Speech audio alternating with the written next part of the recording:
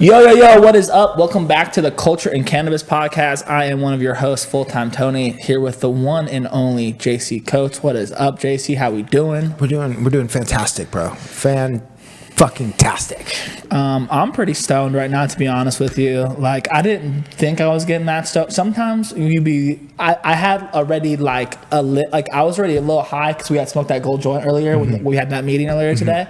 And then, You forget that, like, when you get a high tolerance, I feel like this happens to me, that you get like a baseline high and you don't even really know it's there because you're just like, that's like your baseline high, and then but then if like you already had your baseline high and then you smoke down on top of it, that's when you get actually high. Right, yeah. That's where I'm at right now, and I was just ripping the pen too hard on the way over here, but.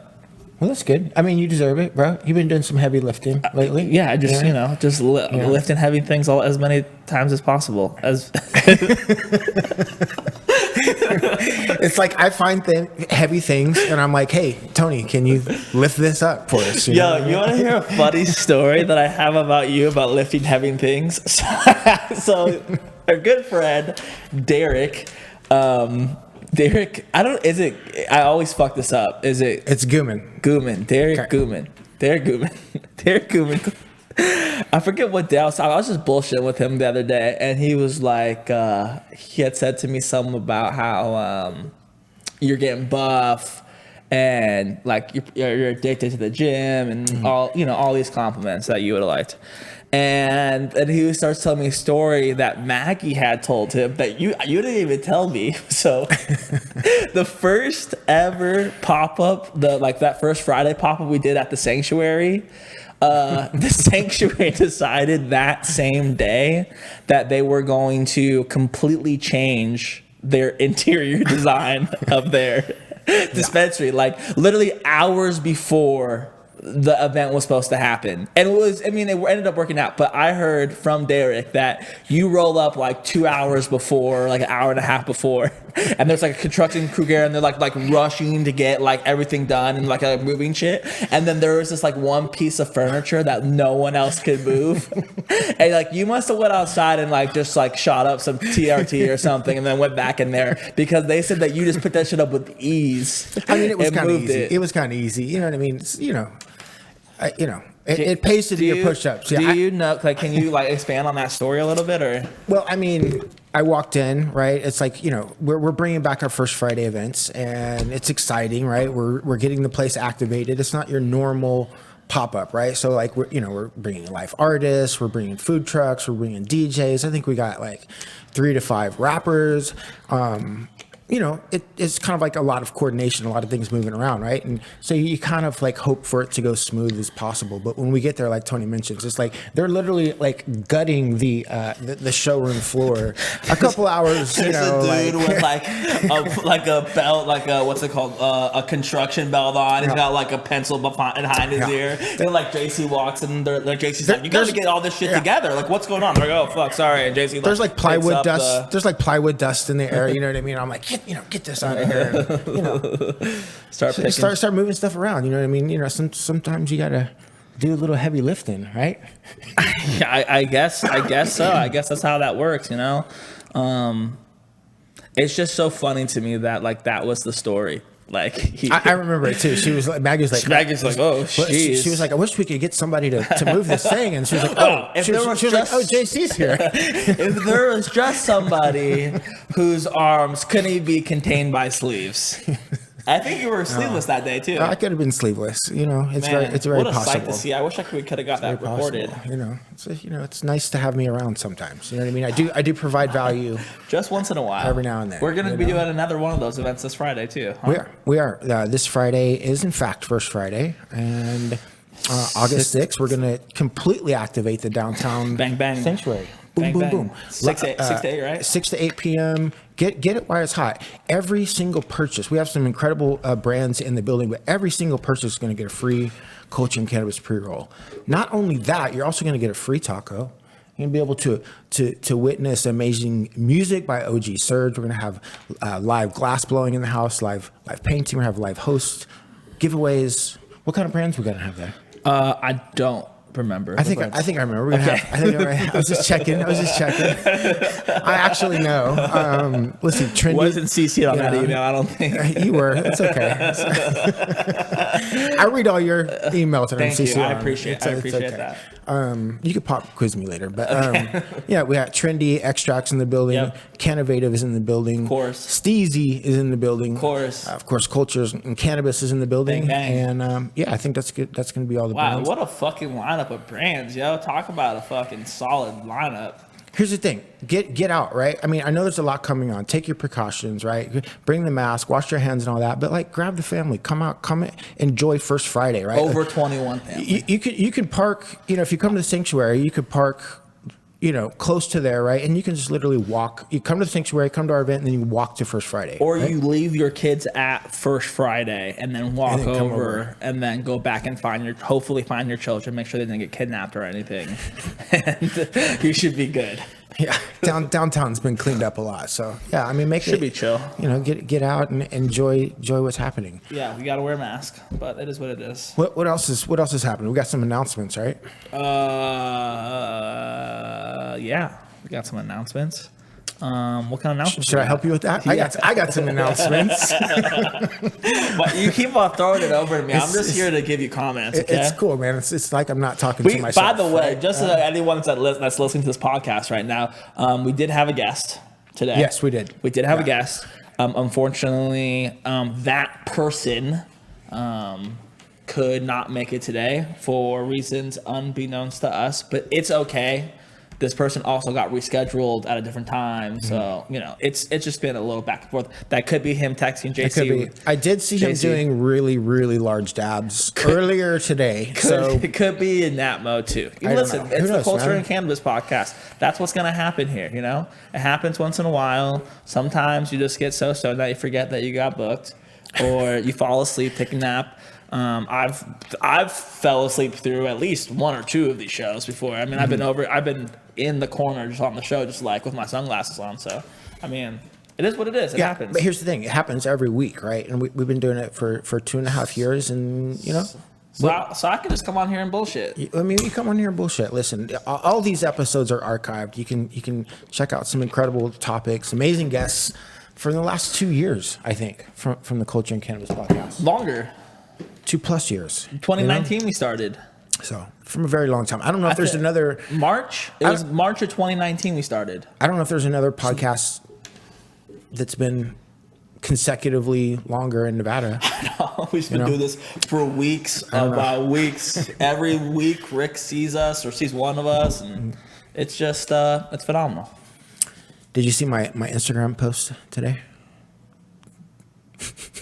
Trying to think about which Instagram post you posted today. Do you even read my Instagram posts? Sometimes. I mean, I get the gist. I just go, okay, what's the title? What's the ending? I'll figure out the rest. It was talking about winning. You know what I mean? And listen, it only lasts. What was the picture, or what is it? The video? It was a throwback, right? Today's Thursday. It was a TBT. Yes. You actually took the photo. Yes, now I remember. You're wearing the glasses. You're at Solaris. Yes, at Solaris. I did read that one. I thought maybe you had posted again. My bad. No, just the one post. It was about cracking the code. You know what I mean? Cracking the motherfucking code. Cracking the code, man. You know what I mean? Putting your ear up and type of thing. Boom. But it only lasts for a minute. You know what I mean? Cracking the code. Cracking the code. It only lasts for a second. Well, once that door's open, and then there's more codes to go crack. That's the point. If you've watched any really like Ocean's 11, or I think it's called The Italian Job? What's that movie with Mark Wahlberg? The Italian Job. Is it The Inside Job? Rick, you know what movie it is? Rick doesn't know. Is it The Italian Job? And they have like the Mini Coopers? It could be. I'm not sure. I think Job is in the title. It's either Inside Job or it's The Italian Job with Mark Wahlberg. I don't remember. Anyways, if you ever watched one of those movies, when they are cracking the code to that safe, it's literally only a second or two of enjoyment of cracking that, which realistically, that's the hardest part. Mm-hmm. Like once you break that barrier, then it's just about getting away. It's almost like right before they crack it is the best part. You know what I'm saying? It's like every, it's all led up to that point right there, right? But then when it opens, it's like, And then once it's open, then it's like, all right, let's get the fucking money, let's get the fuck out of here. Like, on to crack more codes. On to crack more codes. So, is that what you were trying to say? I mean, that's what I'm saying. You know what I mean? Essentially. It's like, it's just winning only lasts for a second. You can't win today's ball games with yesterday's home runs.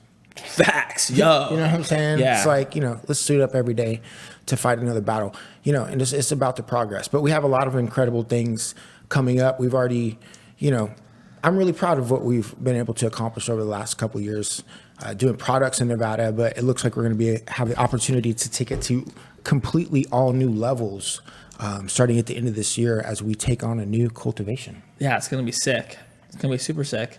It's going to be our own cultivation, which is going to be super dope. We won't be necessarily growing out of there, but we'll be doing some very unique things in the market here in Las Vegas with this upcoming license. So it should be pretty interesting. Yeah, and so it will be interesting, and just like with the Hustler that we just released, right? Like we're building trust in the market, right? Trust with the buyers, trust with the bud tenders, and definitely trust with the consumers. Most importantly, trust with the consumers. Well, most importantly with the consumers, and that trust is based around us being able to curate high quality products, right? And that's what we've done with the Hustler. We've curated, procured some incredible flower that we have been working around some incredible people that.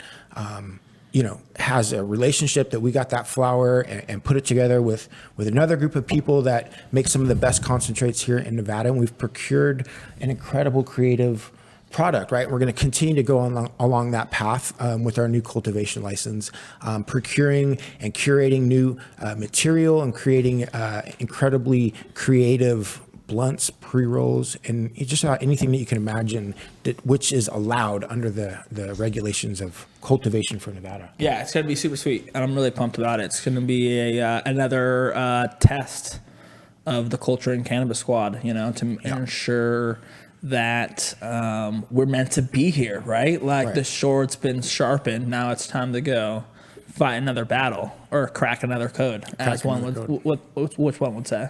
Yeah. So we got to crack the code, We got to crack the code because, now the work begins, right? And, we've already put a lot of work in and all that stuff, but now it's really time to, turn it up, take it up a notch and really make a mark on this market. Yeah. Let's go. Let's go. Man, too bad we didn't have like a resident DJ on the podcast. Like, how funny would it be if they were just doing like sound bites and maybe next year, and then maybe had like a little. He was just like hitting us with like what we did after that. He just hit a little bit. We're just going off right Tony. Maybe it's Tiesto. Maybe we can get Tiesto to be a resident podcast DJ. That would be just a life-changing moment. Has that ever happened before? Is there ever been a resident podcast DJ to ever happen? I think so. You think so? I think Big Mike, I don't know, had resident DJ and a resident bud tender. Who's Big Mike? Big Mike has the advanced nutrients. Oh, Big Mike. Big Mike. I thought this was like a local Big Mike. Like someone we know. California Big Mike. The biggest. Bazillionaire Big Mike. The biggest of the mics. Yeah.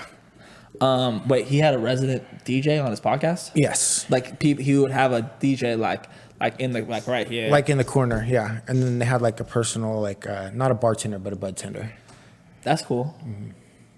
That's really cool actually. And they had like a porn star chick that was like the moderator host. Wait. So should we get a hot chick to go? I mean, maybe just like feed us questions. It could be interesting.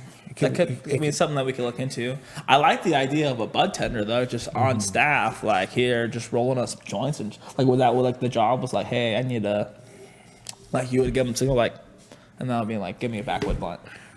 Backwood blunt. Yeah, and then maybe if like give me a smacker, like a big joint or something. Okay, yeah. Give me a banger. Yeah. Give me a banger. Yeah. You got codes.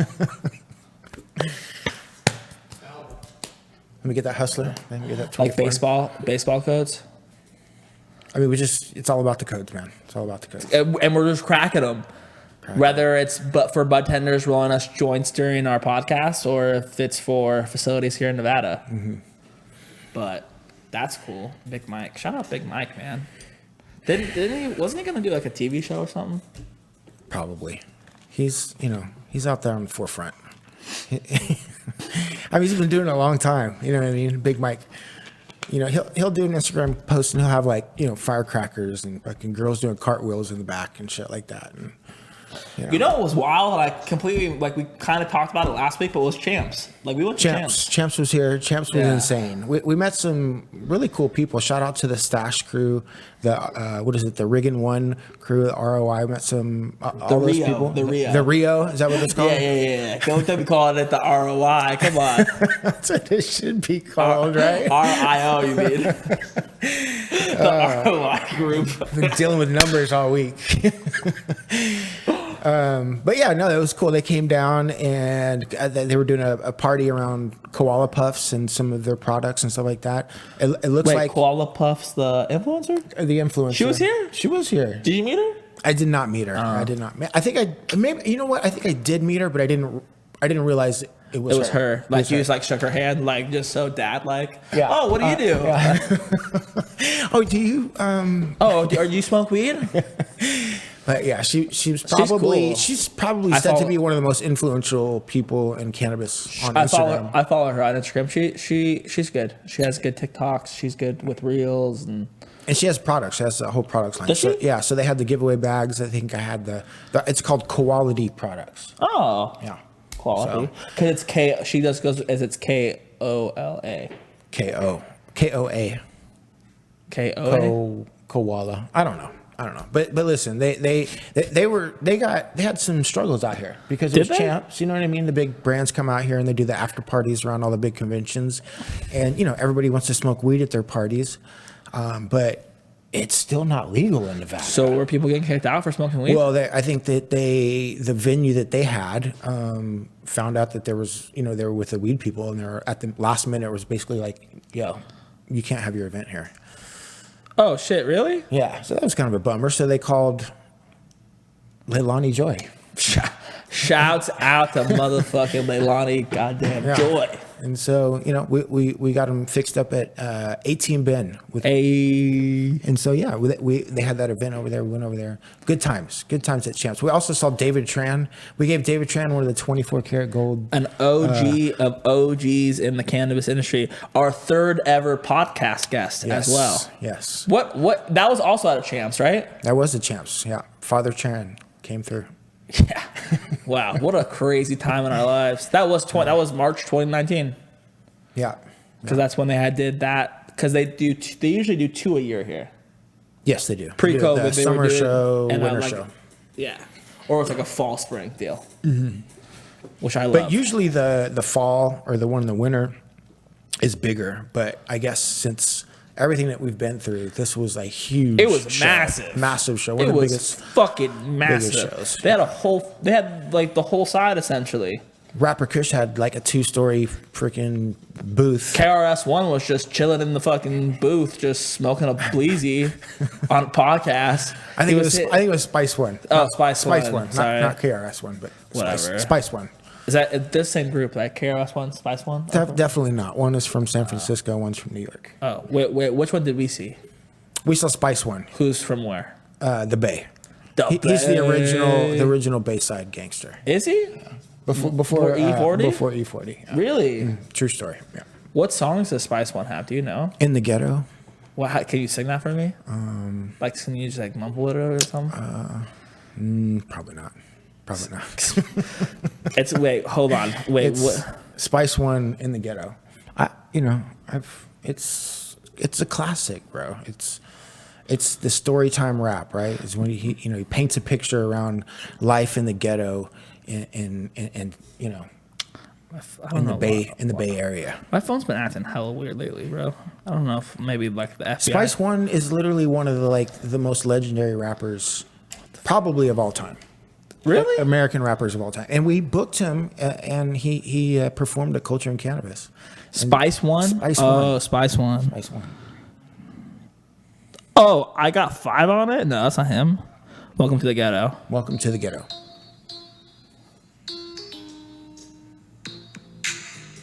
Hey. I can vibe to this. All right, I don't want to get kicked off Facebook or YouTube. Yeah. So, but Yeah, I mean that fun. was champs. It was crazy. It was crazy. Absolutely nuts. My dad texted me too, so I don't know if you all know, but my dad is an avid watcher of the show. He said, "Hey, what's going on with the Cannabis Lounges? Who wants to know what's going on with the Cannabis Lounges?" The Cannabis Lounges. I mean, I think all that work is done. The laws have been passed, and what's happening is, it's a waiting game. And I think what there's some groups that are going all in on it, right? And they're kind of.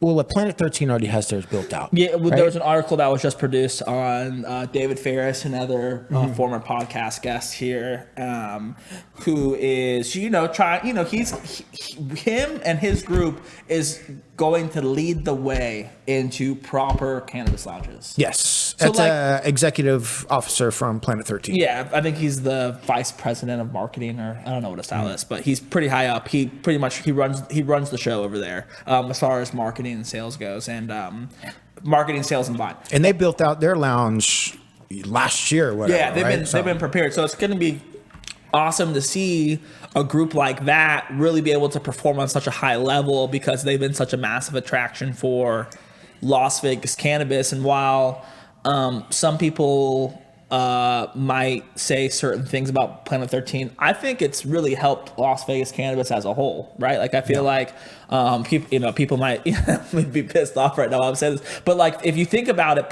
Planet 13, it being the largest cannabis superstore in the world, really brought so much hype to the Las Vegas cannabis market, and has really helped so many brands out here, put brands on a national level, and brought in, it's like, well, fuck, Planet 13's busy as shit. There's a ton of dispensaries in that same area, right? Go check those out. And then what ends up happening is as people become more familiar with cannabis, with Planet 13, they go, oh, well, there's a dispensary that's actually over here who might have this product for a little bit cheaper, or this, they don't even, Planet 13 might not carry this product, so this dispensary over here has it, right? So I think it's going to happen that same way with the lounges. I think from a worldwide level, Planet 13 is going to show the rest of the world how to do a cannabis lounge. And it's I don't think there's anything wrong with that. Yeah, I mean, I think some people probably hate on that group. I don't really know why, but I don't really get it either. It's like,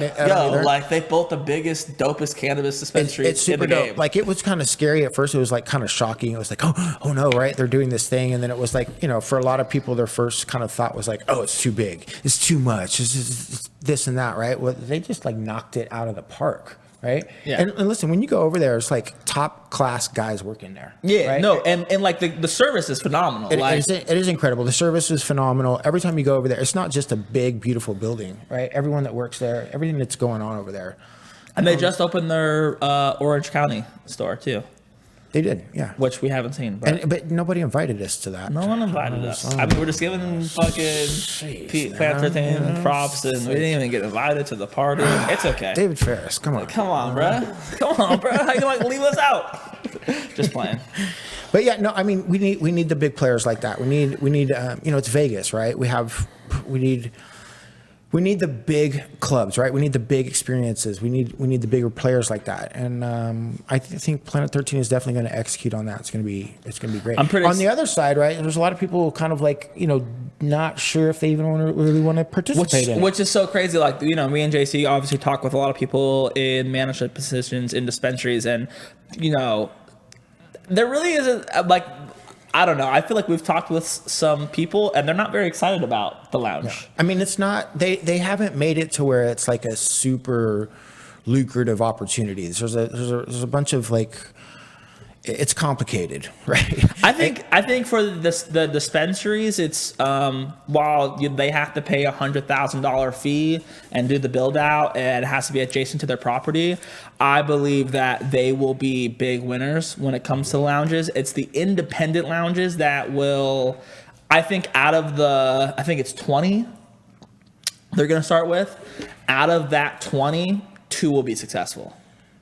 That's just a full-time Tony prediction. And that's not me like putting anybody down, but I just don't see how these lounges will be profitable, right? And the main reason why is because the way that the laws are set up is that lounges have to create a contract with a dispensary near them. Obviously, it makes sense if it's near them, so that they then can have product at their stores.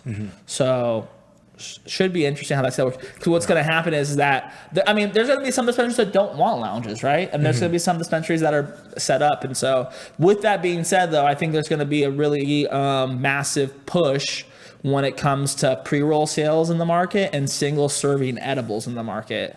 So I think that's going to be cool too, to kind of see the individuality of it and how people are going to market themselves. Because, just like the same way that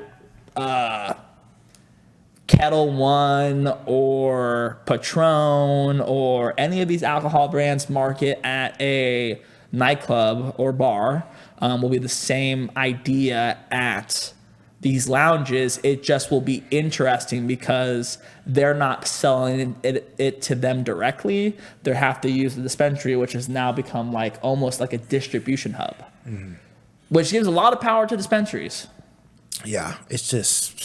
And it's crazy. It's mind-numbing, really. But, I think there's going to be a second push of new licenses, probably some new regulations that come out over the next 5+ years. That hopefully will kind of make it to where the independent people can win, right? Because it would be really cool to have a little district, right, where there's independent shops where you can, hop around and try different experiences. And not only that, but there's having in neighborhoods around the valley, right? The idea and Reno, I think, places like my love and my joy, places like Reno are going to get deprived of these lounges because there's going to be maybe 1 or 2 players that go up there. So maybe you might see a Culture and Cannabis Lounge in Reno. I don't know. I mean, you should. We should see one in Reno. We should, maybe potentially. I don't know. We'll talk about it. What are they doing about the people who are doing dabs and then leaving and getting in their cars? Is the bud tender responsible? I don't think so. I think it's gonna be just like a bar. You know what I'm saying? So the bartender's not responsible, right? No, state of Nevada, the bartender is not responsible if someone hopping in their car. And I think so. Yeah, obviously, you have to use discretion, but. I think what's going to happen, I personally think is going to happen is that when they first open, there's going to be a fucking massive crackdown on driving high, and then it will settle down. Kind of settle down, yeah. So when you first go to these lounges, take an Uber, I promise you, at least for the first 3 months. After that, drive your car. No one's going to care. At your own risk. At your own risk. Don't drive high. Don't go too stoned. The good thing about a lot of these lounges is that they have a lot of precautions in place to ensure that you can get home safely if you do drive there.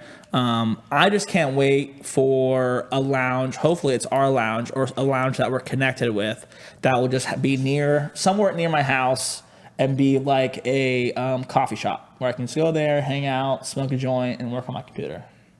Well, when we get, maybe we'll just build one for you. That would be nice. Meanwhile, there's a lounge open now at Nuwu. Yeah, and people always forget that. We have a lounge already in Las Vegas, and our hustlers are sold there. You can get which is sick. You can get a hustler there. Sick. So that's fun. But yeah, man, that about wraps it up, right? I think. Is that the podcast? It could be the podcast, unless you got anything else for us. Do we have anything else to announce about? I don't think so. Rick, you need us to say anything, or? Do you see my shirt? It says hustle. Hustle. You're just missing an R. Just missing an R. Yeah. Have you heard about this new thing, Ligma? Stop, bro. I'm not that old. How about Howard? You know Howard? No. Damn it. I thought you knew Howard. No. You guys know Segma? Segma. Yo, Chuck's gonna love this when I show him this clip later. All right, that's it. That's the podcast. Listen, guys, thank you guys so much for watching the show. It's been so fun being on this podcast, and I can't wait to come back next week and do it again. Do we have anyone cool next week? We do. Let me just find out. Let me get better at this. I should already know, but it's okay. JC has a lot on his brain.